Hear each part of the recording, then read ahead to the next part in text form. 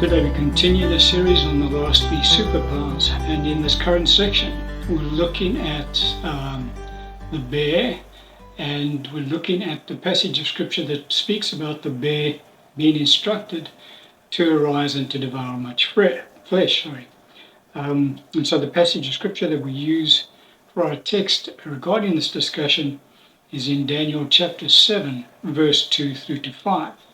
Scripture says, Daniel spoke, saying, I saw in my vision by night, and behold, the four winds of heaven were stirring up the great sea, and four great beasts came up from the sea, each different from the other. Verse 5. And suddenly another beast, a second like a bear. It was raised up on one side and had three ribs in its mouth between its teeth. And they said thus to it, Arise, devour much flesh.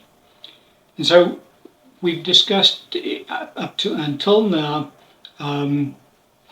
that the instruction given to the bear that it is to arise and devour much flesh pertains to nuclear war that will eventually break out in the earth, and it will obviously be the Russian Federation, which is represented by the bear, that will be the instrument that God will use in order to bring about this level of destruction in the earth.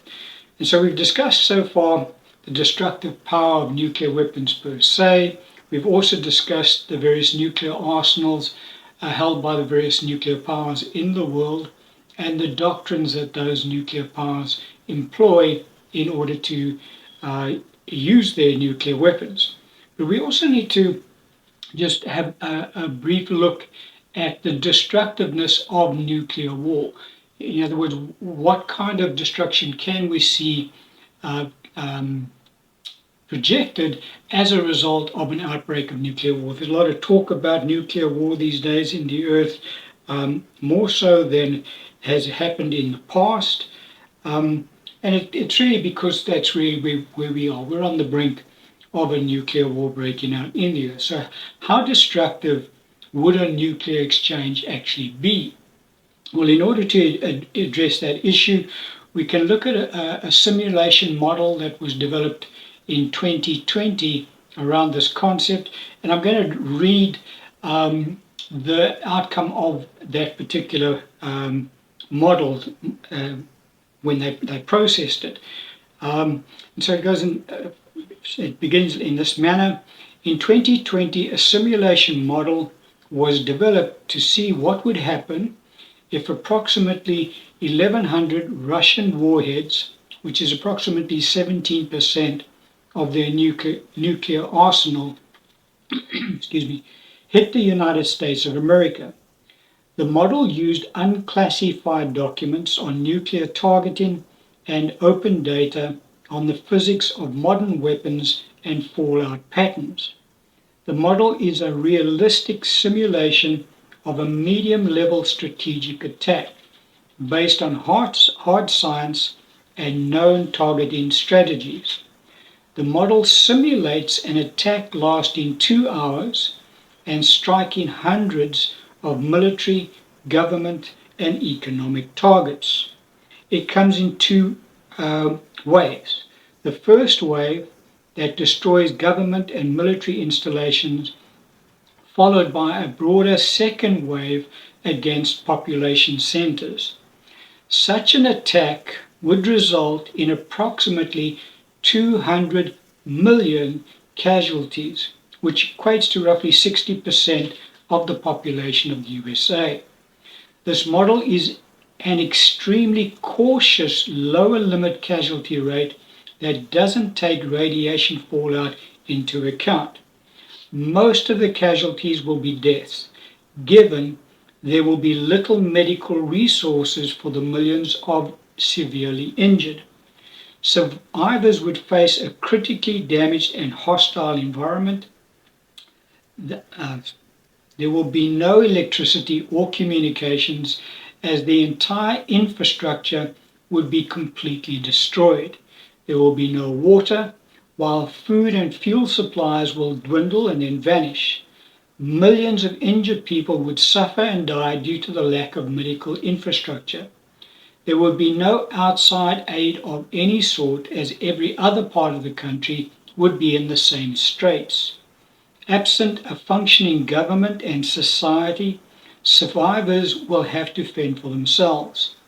Mass disease and starvation is likely. Public order would probably collapse. The mortality rate in such a post-attack world is truly impossible to estimate. And so we can see from this model that's been conducted, and it's pretty sound in its scientific approach or as to how they developed this model. It certainly paints a very dire picture for such a conflict breaking out. And we can see that the instruction given to the bad beast to arise and devour much flesh, that a nuclear war certainly does fulfill that mandate. And so, it's very sobering to think about the fact that the people who are in authority in the earth today in various nuclear power nations are becoming more and more blasé in talking about a nuclear conflict breaking out. But when we look at the reality of what will transpire, if and when that does happen, and in all likeliness, from what we see in Scripture, it certainly will happen. Well, the destructiveness of such a conflict is beyond mankind's exposure to war up until now. Mankind has never seen that form of devastation and destruction, but it looks like the earth is heading in that direction. And so now we want to just discuss a probable scenario that could break out that would bring about the outset of a nuclear war starting in the earth. And so the scenario we've discussed thus far, the conflict that will break out in the Far East between the USA and its allies against China. And we said that while that conflict is ongoing, Russia would have, the NATO nations would have already embroiled the Russian Federation in 3 proxy wars. And so the conflict will be global at the time. And we mentioned the fact that the conflict between the USA and its allies against China would most probably be conventional in nature, but could escalate to a tactical nuclear exchange in the closing stages of that war. However, what will happen is that there will be an outbreak of a direct conflict between NATO and the Russian Federation eventually on the European continent. They will not be able to contain their their proxy wars against the Russian Federation, that is NATO, and it will escalate into a direct conflict between NATO and the Russian Federation. Now, when that happens, one of the opening engagements that will take place is that the Russian Federation will invade the 3 Baltic states of Estonia, Latvia, and Lithuania. Now, why would they do that?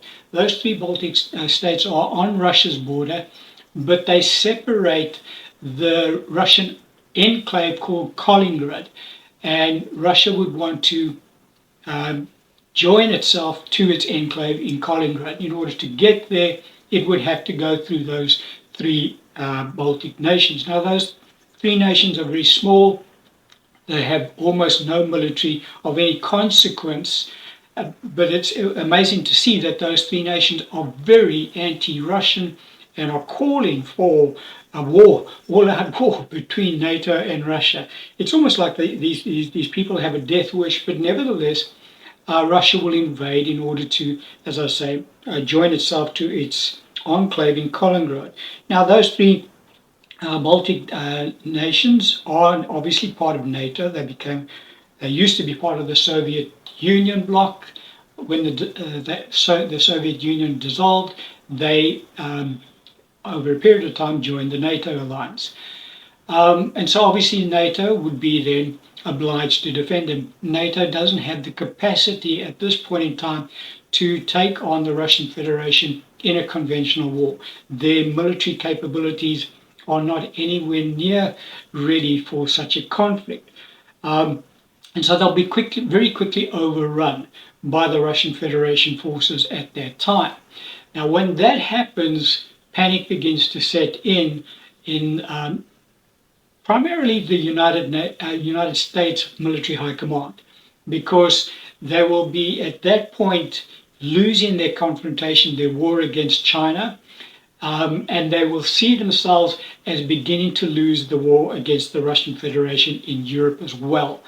And so in a panic response, what will happen most probably, and again we just are putting up scenarios that could play out, but these scenarios are very plausible.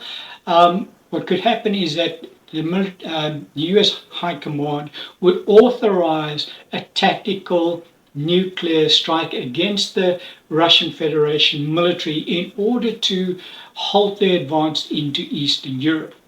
The method of doing it, they'll use their F-35s, which are nuclear capable aircraft. They are stealth aircraft. It's very possible that some of the aircraft will be able to get through the Russian air defenses and deliver a tactical nuclear strike against Russian military forces as they advance into Eastern Europe. Now, as I said, that will be a panic response. They will be able to do that because, as we've already mentioned in the series thus far, the US Senate and Congress has authorized the US military to be able to deliver tactical nuclear weapons without getting authorization from the President of the United States. They can go ahead and do that as long as used for battlefield use. And that will then be the opening salvo of nuclear conflict breaking out in Europe.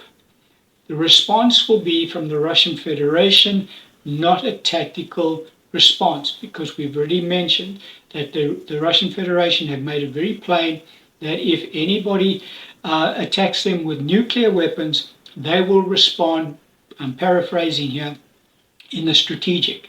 In other words, they will go after, as what we discussed now, the military targets throughout NATO. It would include the United States of America, Canada as well, with their nuclear response.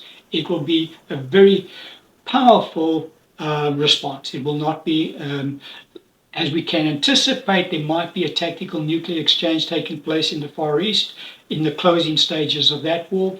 The European war will be different. The moment that NATO chooses to go the nuclear route, Russia will respond in using its entire arsenal by and large. And so that's the scenario that can must probably be play out. Now, when we look at Scripture, we see the bear being told to arise and devour much flesh. There's no indication in Scripture that the bear incurs any harm as a result of fulfilling its obligation to devour much flesh. We can deduce from that the Russian Federation will actually emerge from such a conflict victorious. In other words, they will win a nuclear war. Now, most people believe that is impossible. In fact, the Russians believe it is impossible as well. They all claim that everybody will lose. However, that's not what we see in Scripture. We see in Scripture that the Russian Federation will in fact win a nuclear war. And in the next session, we need to understand how that in fact is possible, because if we have a look at circumstances as they currently stand, it actually does become feasible for the Russian Federation to win a nuclear war. Not that they're intending to do that. They honestly believe that they can't, but they're prepared to go down that road. This conflict in Ukraine is absolutely crazy because NATO insists that they cannot lose, and so they are prepared to take it all the way. Russia has explained to the West, guys, we cannot lose, because if we do, Russia ceases to exist. If NATO loses the war in Ukraine, nothing happens to NATO. They can continue operating as they've always have. But it's a bit of a strange scenario the world is in at this point in time. But we'll end the teaching on that point today. Amen.